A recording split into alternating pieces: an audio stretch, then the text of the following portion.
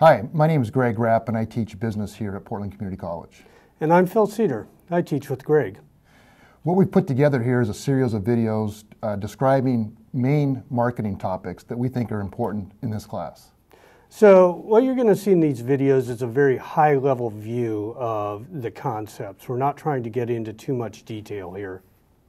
So what I'd like to start with, Phil, is this concept of SWOT. I know you spend a lot of time teaching SWOT in your classes. Can you tell me what SWOT is all about? Okay, absolutely.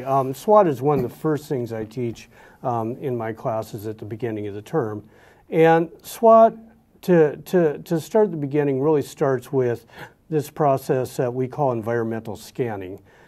This is an unwritten job requirement of all marketers, which is to keep awareness of the environment, both the internal environment within the company and the external environment outside the company, in order to know what's going on in the marketplace.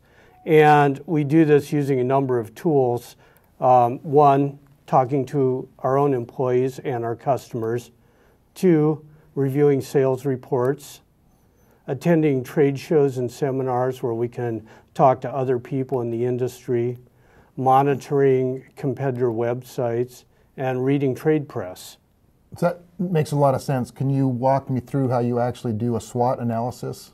Okay, well, let's start with what SWOT is. SWOT is this combination of strengths which are internal, that is controllable things such as your accounting system, the people you hire, maybe your inventory system, and the strengths are also beneficial forces. Weaknesses are internal factors, once again controllable, but they're harmful forces. And then we have opportunities which are external. These are forces outside the company that we can't control, which are beneficial. And finally, threats, which are external and they're harmful forces. Okay, so strengths, weaknesses, opportunities, and threats. How would you apply that in an actual business situation? What's an example you could show me? Okay, well, let's do a little example here. I have this company I made up called PDXFrames. And so PDXFrames is a Portland-based manufacturer of custom high-end bicycle frames. Okay, we've gone through an analysis for PDXFrames, and we found that they have superior design expertise, but they have a poor accounting system and production tracking system.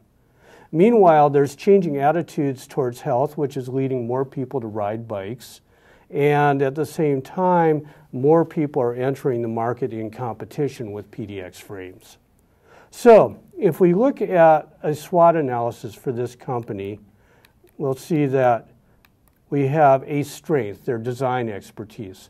This is something that they control, and it's beneficial to the company. We have a weakness, which is their poor production control. This is harmful, but once again, PDXFrames is in control of this factor. We have an opportunity.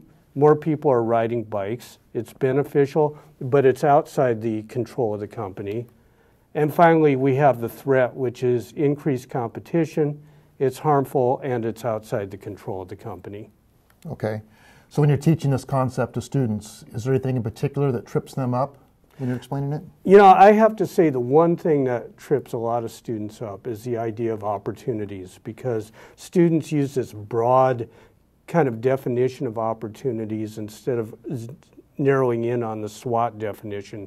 And really with the SWOT definition, you need to look at these external forces.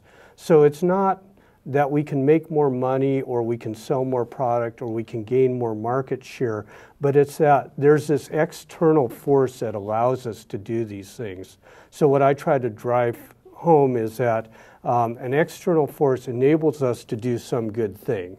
So in the case of PDXFrames, it would be increased ridership. The external force enables us to expand our market. Okay, thanks, Phil. So I understand SWOT is an external look at opportunities and threats, and then an internal look at strengths and weaknesses. Mm-hmm.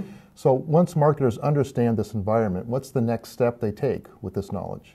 Well, of course, there's more sophisticated forms of strategic analysis. We usually want to do competitive analysis.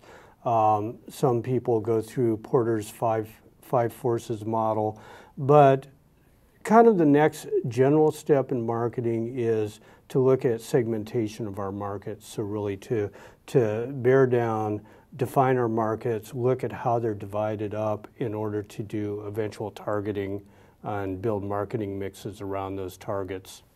Great. Well, thanks a lot. That helps. Okay, you're welcome.